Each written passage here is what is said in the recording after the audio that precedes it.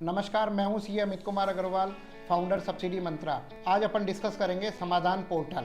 डूबा हुआ पैसा जो कि किसी व्यापारी ने कड़ी मेहनत से मैन्युफैक्चरिंग करके या सेवा के क्षेत्र में कार्य करके और किसी को अपनी सप्लाई दी है और वो अपना पैसा रिटर्न नहीं कर रहा है, जिसकी की बिलिंग 1 वर्ष से 3 वर्ष के बीच में है, तो सरकार द्वारा एक फैसिलिटेशन काउंसिल की स्थापना की गई है, जिसमें हम समाधान पोर्टल द्वारा अप्लाई कर सकते हैं। समाधान पोर्टल क्या है? समाधान पोर्टल जो कि डिलेड पेमेंट है, सूक्ष्म लघु और मध्यम मंत्रालय द्वारा एक ऑनलाइन पोर्टल है, जिससे डूबे हुए पैसे की वसूली के लिए विकसित किया गया है। अगर कोई कंपनी, सरकार या कॉरपोरेट फर्म किसी एमएसएमई को भुगतान नहीं कर रही है, तो यह पोर्टल उनके बकाया भुगतान को क्लियर करवाने में मदद करता है। समाधान पोर्टल का उद्देश्य एमएसएमई कंपनियों के लिए लंबित भुगतानों का शीघ्र निपटान, बड़े कॉरपोरेट, पीएसयू, सरकारी विभाग द्वारा एमएसएमई के भुगतान में देरी को रोकना, देरी से भुगतान पर ब्याज को दिलवाने में, दावा करने में सुविधा और मदद करना,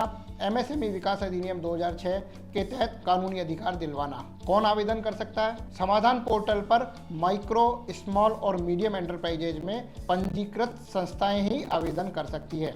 यदि आप एमएसएमई उद्यमी हैं तो आपका पैसा किसी सरकारी विभाग, बड़ी कंपनी या अन्य व्यवसाय में फंसा है, तो आप इस पोर्टल पर अपनी शिकायत दर्ज कर सकते हैं।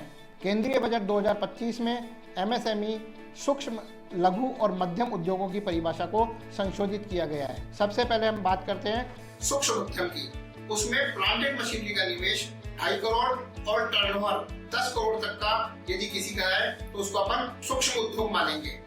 लघु उद्योग 25 करोड़ तक का प्लांटेड मशीनरी में निवेश और 100 करोड़ तक के टर्नओवर को हम लघु उद्योग मानेंगे। और मध्यम उद्योग में 125 करोड़ तक का प्लांटेड मशीनरी में निवेश और 500 करोड़ रुपए तक का यदि टर्नओवर है तो उसको मध्यम उद्योग में मानेंगे। यह तीनों ही तरह के उद्योग समाधान पोर्टल पर अपना अप्लाई कर सकते हैं। समाधान पोर्टल पर शिकायत दर्ज करने की प्रक्रिया में अपन डिस्कस करेंगे। सबसे पहले समाधान पोर्टल पर जाएं, न्यू एप्लीकेशन पर जाएं, उद्यम पंजीकरण नंबर डालें और व्यापारिक जानकारी भरें।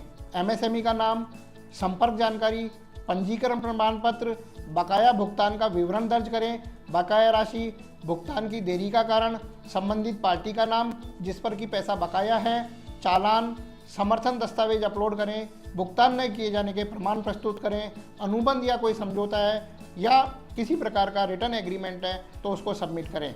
उसके बाद सबमिट करके रेफरेंस आईडी प्राप्त करें। समाधान पोर्टल पर शिकायत का निपटारा कैसे किया जाता है? सबसे पहले सामने वाले को सुनवाई का मौका दिया जाता है।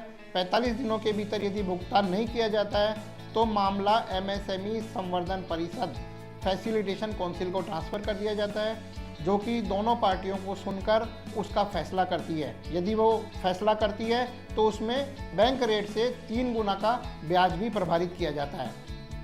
Thank you.